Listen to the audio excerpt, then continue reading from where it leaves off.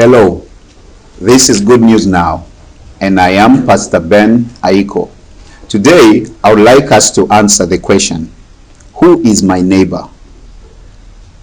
Luke chapter 10 verse 29, Jesus narrates a story of a man that was beaten and left at a certain point on the road.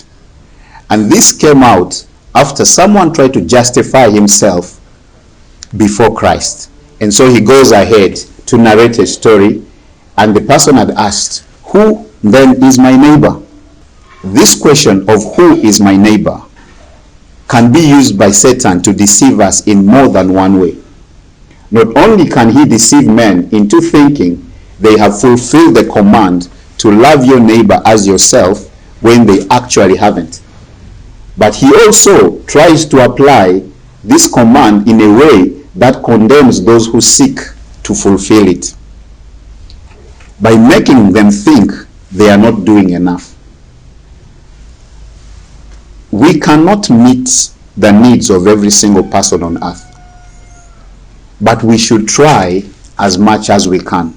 Jesus wasn't telling us go everywhere and meet everyone's need, but he was saying the ones that have come before you, try to help as much as you can.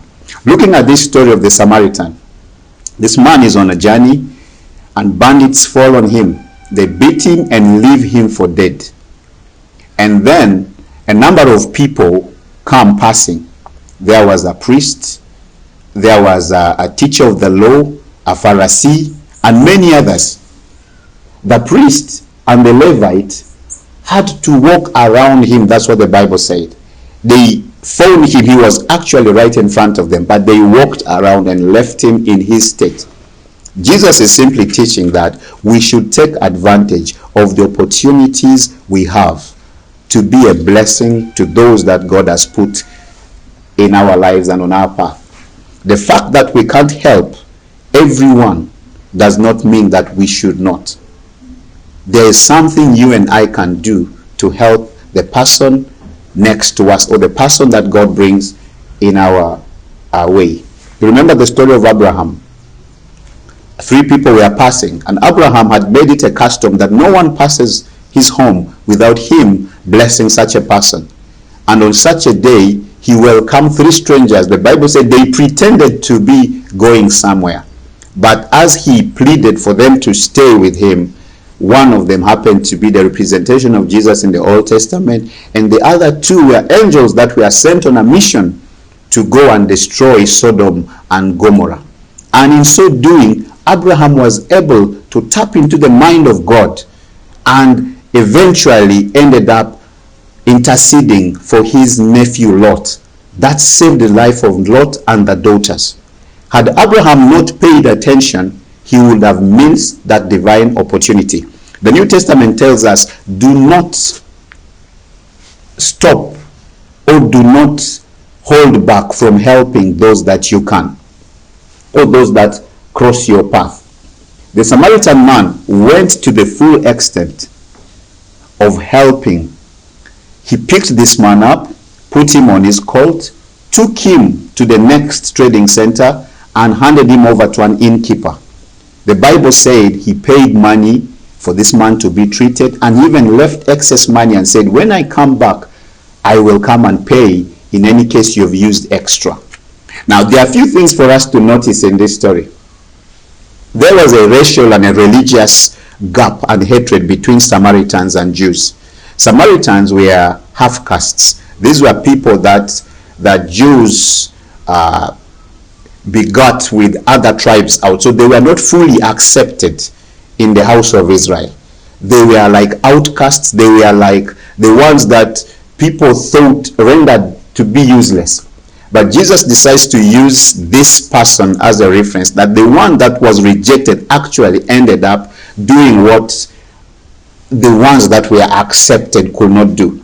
Devout Jews will not associate with or even talk to Samaritans. If you remember the woman at the well, she says, I'm a Samaritan. We Samaritans do not associate with you. But Jesus went ahead and said, now God is seeking for those who seek him in truth and in spirit, those who worship him in truth and in spirit, than the tribal and religious differences. You see, that is where God has now crossed beyond the physical Israel to the Gentiles and to the rest of the world. The priest and the Levite that passed by this wounded man were his fellow countrymen, can you believe? And yet they did not help him. Many times we see the people from our very own clans and villages do not help us. God raises strangers to help us.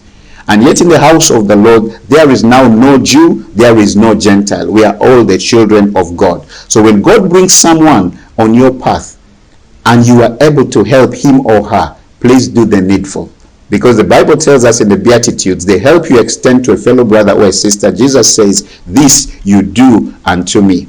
This Samaritan, who was considered by the religious to be of another nationality, was the true neighbor of the person that was left at the roadside.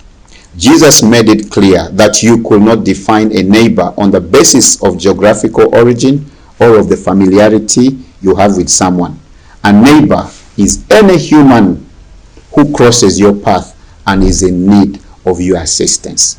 So today we know the neighbor is not the person living next door. The neighbor is the person that we meet and needs our help, and we are able to help to the degree or the capacity that God has blessed us with. God bless you.